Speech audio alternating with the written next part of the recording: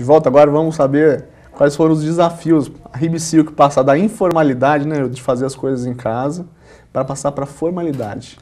Como que foi e quais os desafios, Ailton? Então, aí nós recebemos um convite do Eduardo, esse nosso primo, de montar uma empresa para produzir estamparia em camisetas. Era um desafio. Eu, na época, interessado, porque a empresa vinha crescendo, a empresa informal vinha crescendo, e eu não tive nenhum momento intenção de falar não para ele. Não, nós vamos sim.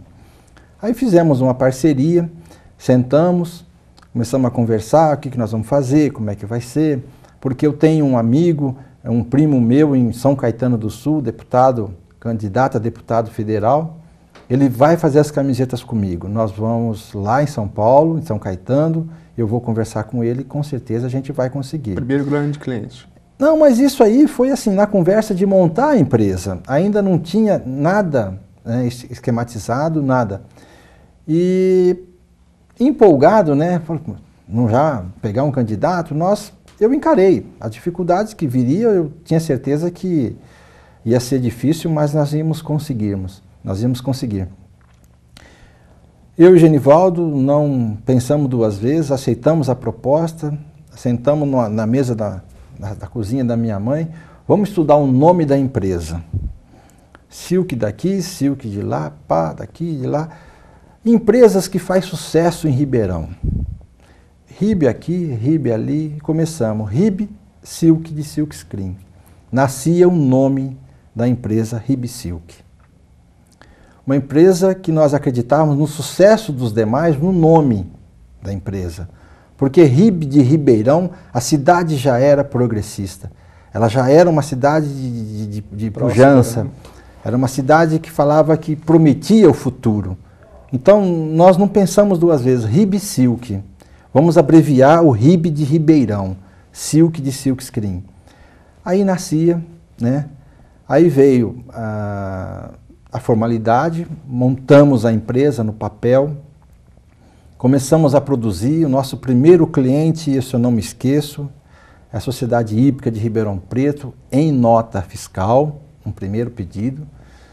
E a Hípica nos trouxe a primeira nota fiscal num pedido de camiseta. Era uma logomarca pequena, do lado esquerdo de bolso. Foi muito difícil de fazer as camisetas, mas foi muito bem feita, onde o amostruário daquelas empresas que ali começavam a serem feitas deu credibilidade nós trabalharmos com uma certa intenção de querer ser mais.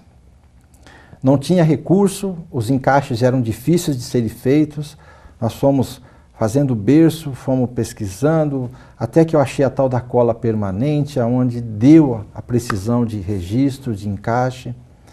E assim, nós fomos buscando sempre o melhor atendimento, sempre a melhor estampa, sempre buscamos.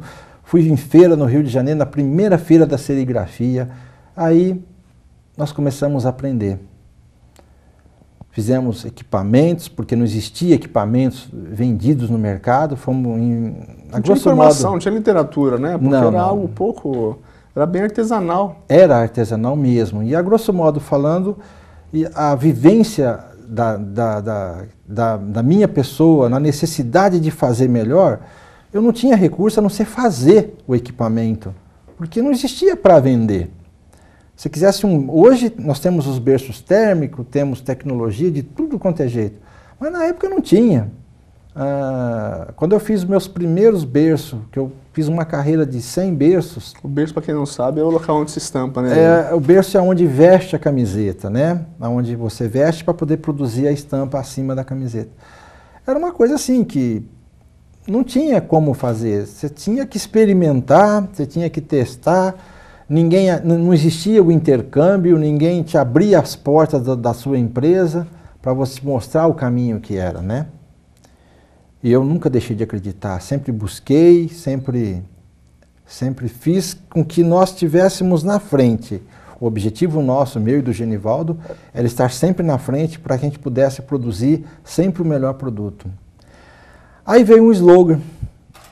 Por quê? Porque Ribsilk, na época eu comprava Sulfabril e Hering. veio os planos, né, cruzado, aquelas coisas todas. Eu precisei confeccionar a camiseta. Como que eu ia lançar a minha camiseta com a minha etiqueta quando eu vendia a Hering Sufabril? Malve, na época. Mas eu vendia camiseta básica, branca, vermelha, preta, verde, amarela, né? Não tinha nada de detalhe, nada. Quando veio os planos que acontecia de ficar tudo mais difícil para a empresa, fomos montar uma confecção. Então, Ribisilk Confecção, Ribisilk, a verdadeira camiseta. Aí nasceu o slogan da Ribisilk. Aí foi feita a etiqueta da camiseta. Uma responsabilidade a mais, né? Ah, não tenha dúvida. Por quê? Nós estaríamos passando a concorrer com Hering e Sufabril, que no mercado naquela época era o top de linha no promocional.